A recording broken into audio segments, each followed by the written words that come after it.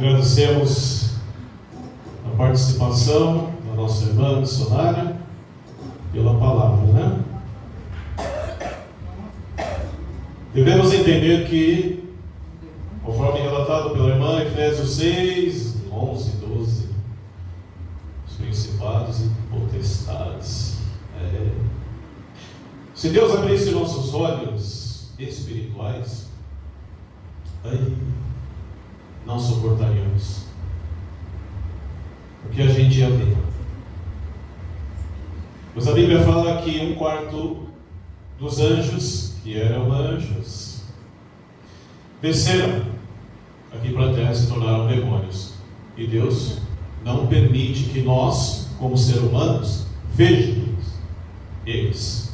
Mas se abrisse nossos olhos, veríamos quantos estão aqui embaixo destruindo a humanidade, levando as pessoas à corrupção da carne, buscando mais a carne, alimentando a carne do que o espírito. E infelizmente isso está acontecendo em toda a terra habitada. Aliás, aqui nessa rua, principalmente no final da rua aí, para quem conhece aqui, o lugarzinho ali é triste, né? O negócio ali é feio. E como eu sempre chego de manhã aqui, às vezes eu venho de manhã para dar comida para o gatinho, né? Então eu chego sempre cedo para colocar o lixo na rua. E aí eu vejo as pessoas que passaram a noite toda, a madrugada toda, voltando da bagunça ali, né? O estado que as pessoas passam aqui em frente da igreja, o jeito que elas retornam para as suas casas, terrível. E jovens, pessoas já com uma determinada idade, jovens, mais jovens, tá? Com as suas vidas já totalmente destruídas, infelizmente. E é isso que o diabo tem feito. E nós, cristãos, principalmente irmãos que tenham seus filhos, eduque o seu filho na infância, no caminho do Senhor, para que quando ele venha envelhecer, ele não abandonará ao Pai Celestial. Porque o diabo, ele não dorme. Ladrão de almas, cuide dos seus filhos. Não deixe em casa, traga para a igreja, ensine o caminho do Senhor. Porque se você não educa ele dentro da igreja, o traficante vai educar lá fora, no ponto de droga. Amém? Amém.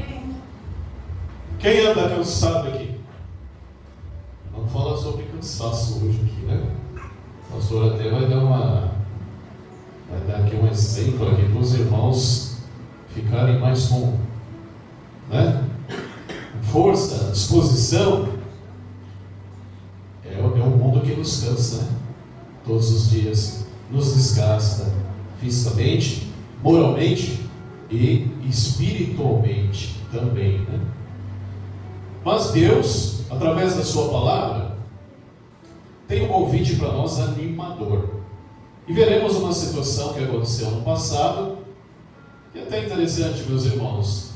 Embora nós já consideramos aqui de quarta-feira no estudo, mas passou despercebido essa parte, que é sobre Elias. Passou despercebido no nosso livrinho. E hoje eu, preparando a parte para os irmãos, aí eu falei, nossa, essa é uma das partes, né, sensacional, além de Elias ter sido arrebatado, que passou despercebido.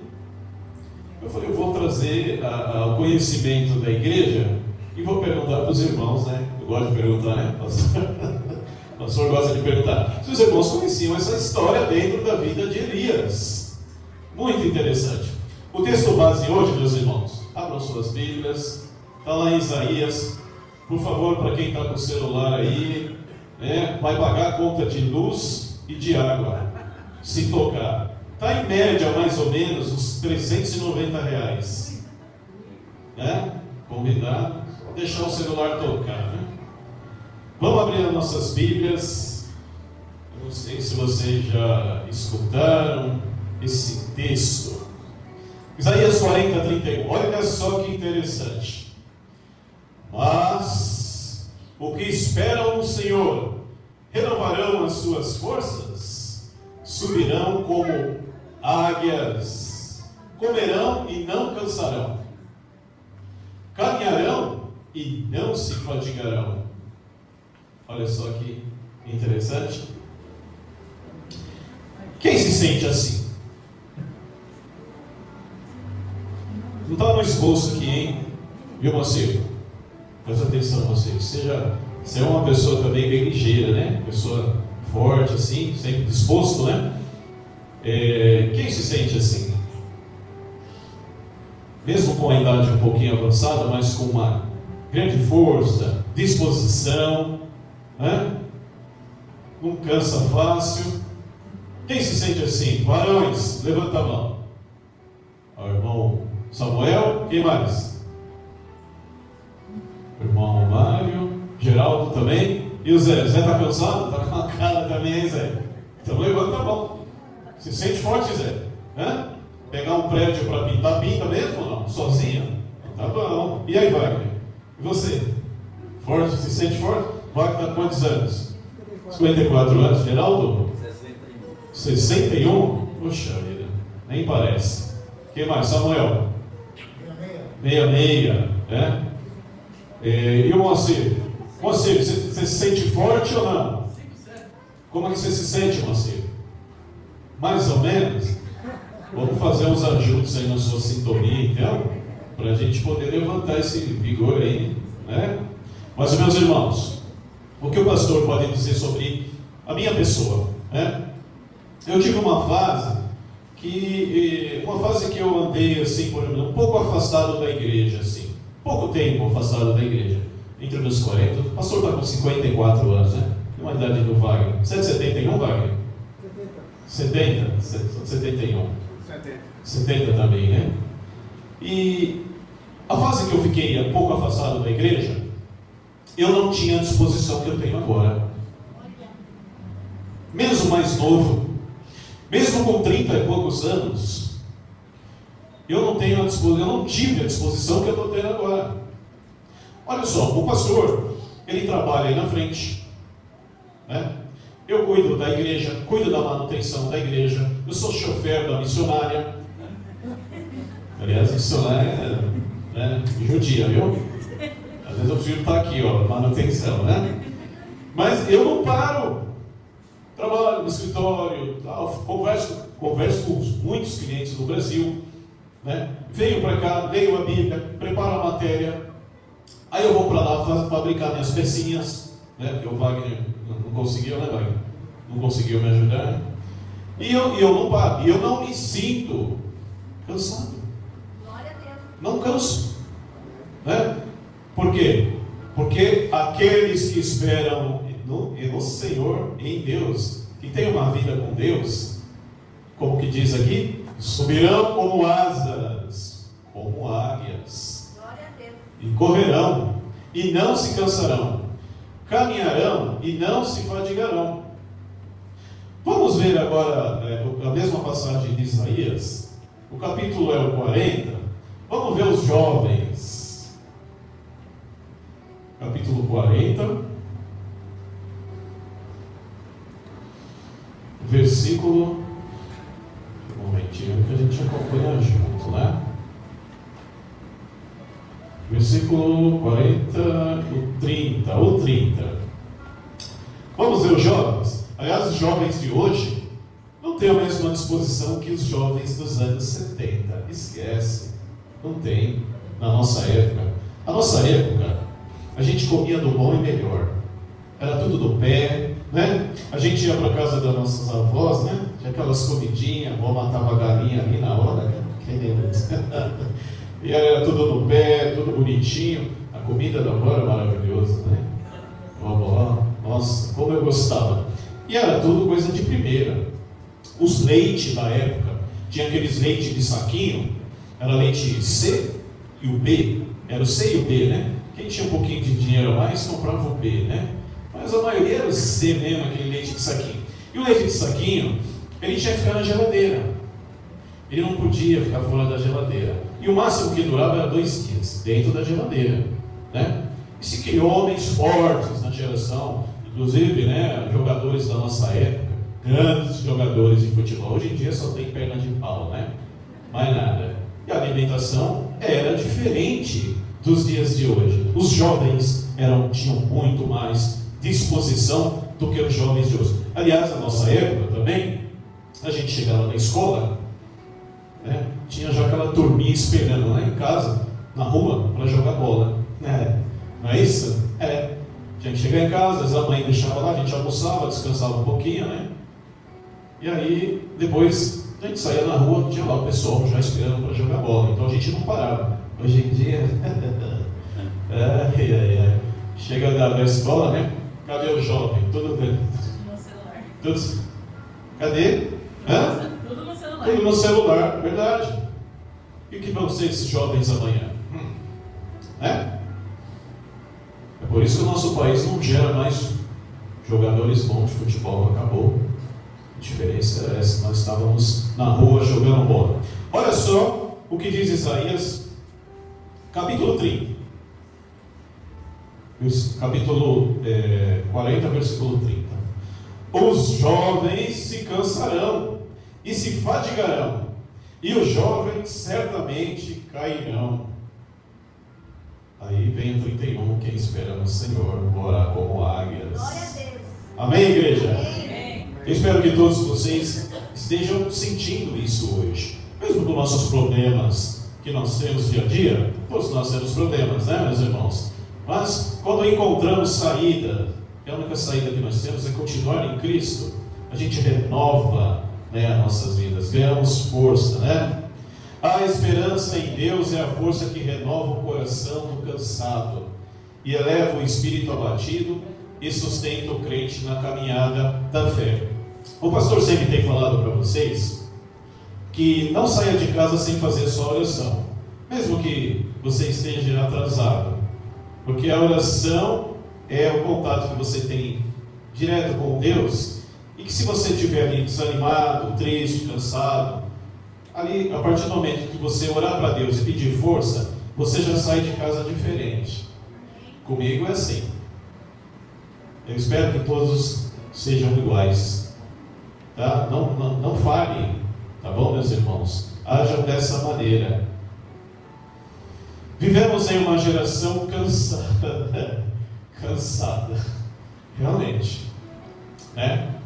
Aliás, eu lembro quando eu morava em São Paulo, a época que quase ninguém tinha carro, né? E todos nós, quando saíamos para trabalhar, tinha que pegar ônibus, né? Nós. E eu saía bem cedo, né? Então, às vezes 6 horas da manhã eu estava no ponto de ônibus, né? Então a gente já via as pessoas já saíam de casa assim, algumas com disposição e muitas pessoas cansadas. E principalmente quando tinha retorno do trabalho, entre 5 horas, 5 e pouco, a gente via as pessoas cansadas.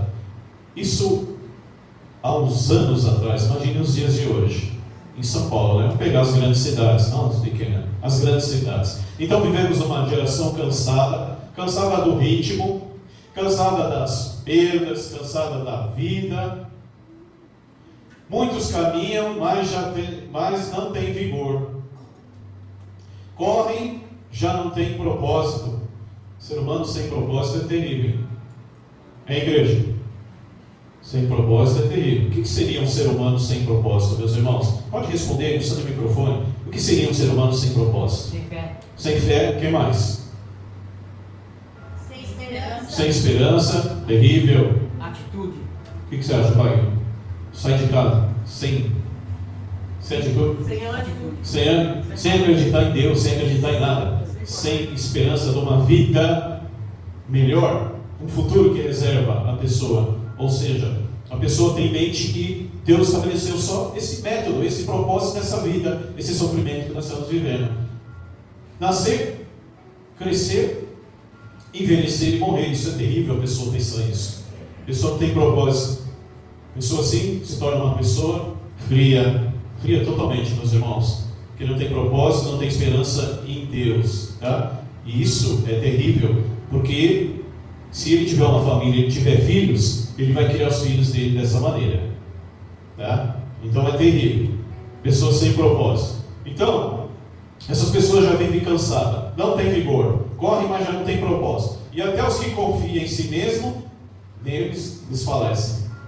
Aqui Isaías fala sobre o povo exilado, desanimado, duvidando do cuidado de Deus. Então ele traz uma das promessas mais belas das Escrituras: os que esperam no Senhor renovarão as suas forças. Né?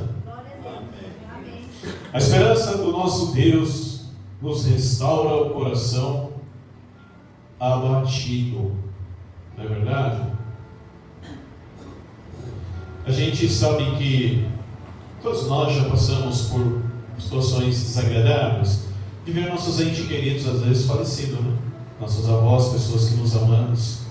E às vezes temos que velar as pessoas, temos que enterrar, se despedir. É um momento muito triste para o ser humano. E naquele momento ali, que você vê que futuramente você vai estar na mesma situação. Se Jesus não vier antes, aliás, terão as pessoas aqui terão os grandes privilegiados, né? Aqueles que não conhecerão a morte, meus irmãos. Já pararam para pensar nisso? Hã? Os privilegiados? Como seriam esses privilegiados? Seriam justamente Jesus retornando e ele sendo separado para a vida eterna. Então, esses não conhecerão a morte. Essa geração será privilegiada. Não conhecerá a morte. Mas, se Jesus não voltar antes, todos nós descansaremos. E as pessoas que nos despedem ali, despedem da gente, o que fortalece essas pessoas a continuar vivendo é justamente o que?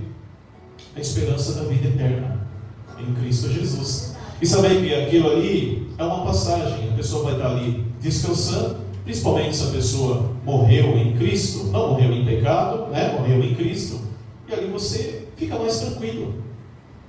Fica mais tranquilo, meus irmãos. É ruim quando a gente se despede de uma família e saber que aquela pessoa morreu servindo ao mundo, né?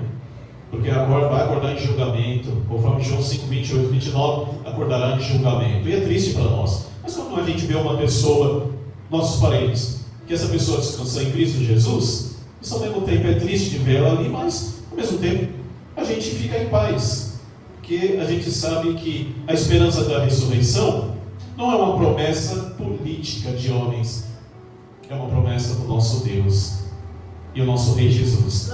E ele já deixou bem claro que ele tem a chave para a salvação, ressuscitando quem? Ressuscitando quem, Wagner? Quem? Lázaro. Exatamente. Quem falou Lázaro? Lázaro. É isso aí. Então, é a certeza que nós temos, né? Em tempos de ansiedade e imediatismo, o cristão é chamado a aprender a esperar, não por fraqueza, mas por fé. Nós, como seres humanos imperfeitos, gostaríamos que os nossos problemas fossem rapidamente tudo resolvido, da noite para o dia, não é isso? Todos nós. Mas às vezes temos que aprender a esperar. E muita gente às vezes não consegue, meus irmãos, não consegue esperar. E às vezes acaba até dizendo: Deus não gosta de mim. Deus não olha por mim.